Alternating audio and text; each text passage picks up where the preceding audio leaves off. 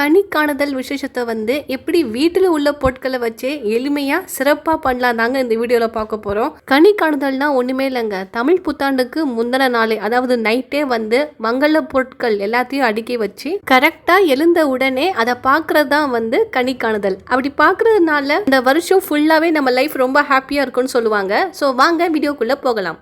தமிழ் புத்தாண்டுக்கு முந்தின நாளே வந்து பூஜை அறையை நல்லா சுத்தம் பண்ணிட்டு கடவுள் ஃபோட்டோ அப்புறம் இந்த குத்து விளக்கு எல்லாத்துக்கும் சந்தனமும் குங்குமமும் வச்சுக்கோங்க. அடுத்ததா ஒரு தாம்பலம் எடுத்து அதில் வெத்தலை, பாக்கு, மஞ்சள், குங்குமம், கொஞ்சம் பணம், தங்கம் இதெல்லாம் எடுத்து வச்சுக்கணும். ஆப்வியஸ்லி இப்போல்லாம் தங்கம் விற்கிற விலைக்கு தங்கம்லாம் வைக்கவே முடியாது. வேணும்னா பேப்பரில் தங்கம் சொல்லிட்டு எழுதி வைக்கலாம். ஆனால் நீங்கள் புது நகை தான் வைக்கணும் அப்படிலாம் இல்லை. பழைய நகை இருந்தால் கூட அதை நல்லா வாஷ் பண்ணிட்டு வைக்கலாம். நாங்கள் கூட இன்னைக்கு அப்படி தான் வச்சுருக்கோம். அப்புறமா நம்ம முக்கியமாக வைக்க வேண்டிய ஒரு பொருள் வந்து பழம். முடிஞ்ச வரைக்கும் நீங்கள் வாழைப்பழத்தையே வைங்க. ஏன்னா வாழை மரத்தை வந்து கல்ப விருஷிகம் அப்படின்னு சொல்லுவாங்க.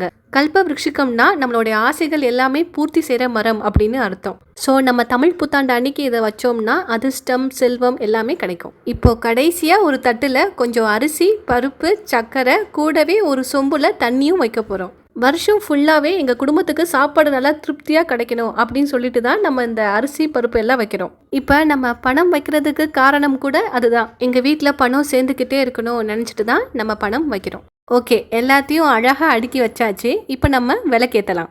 அடுத்ததாக இதில் முக்கியமாக வைக்க வேண்டிய ஒரு பொருள் வந்து கண்ணாடி தான். ஒரு கண்ணாடி எடுத்து அதில் 4 சைடும் மஞ்சள், குங்குமம் எல்லாத்தையும் வச்சு கரெக்டாக நம்ம அடுக்கி வச்ச பொருட்கள் எல்லாமே அந்த கண்ணாடியில் தெரிகிற மாதிரி பிளேஸ் பண்ண போகிறோம். அவ்வளோதாங்க.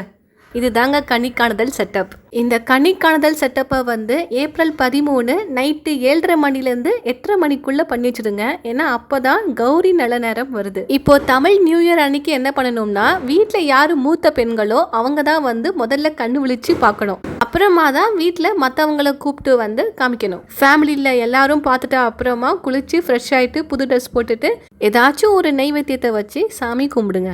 இப்போ எல்லாமே அப்படியே அழகாக அடுக்கி வச்சாச்சு. இப்போ சொல்லுங்கம்மா, தமிழ் புத்தாண்டு அன்னைக்கு என்னெல்லாம் செய்யலாம், என்னெல்லாம் செய்யக்கூடாது?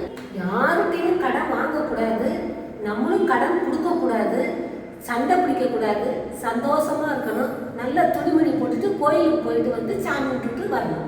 முக்கியமாக அன்னைக்கு முடிஞ்ச அளவுக்கு சிரிச்சு சந்தோஷமா இருங்க. நான் கூட அப்படிதான். அன்னைக்கு வந்து சிரிக்கிறதுக்கு ஒன்றுமே இல்லாட்டி கூட சும்மா சிரிச்சுக்கிட்டே இருப்பேன். சிரிப்பியா? அப்படிலாம் இல்லை, சும்மா சொன்னேன். அப்படிலாம் இல்லை, நார்மலாகவே தான் இருப்பேன். ஓகே, ஜோக்ஸ் அப்பார்ட் எல்லாமே வந்து நம்ம சிம்பிளாக அப்படியே எலகண்ட்டாக அழகாக பண்ணிட்டோம். இதே மாதிரி இன்னொரு வீடியோவில் நான் உங்களை மீட் பண்ணுறேன். ஓகே, நாங்கள் வரோம்.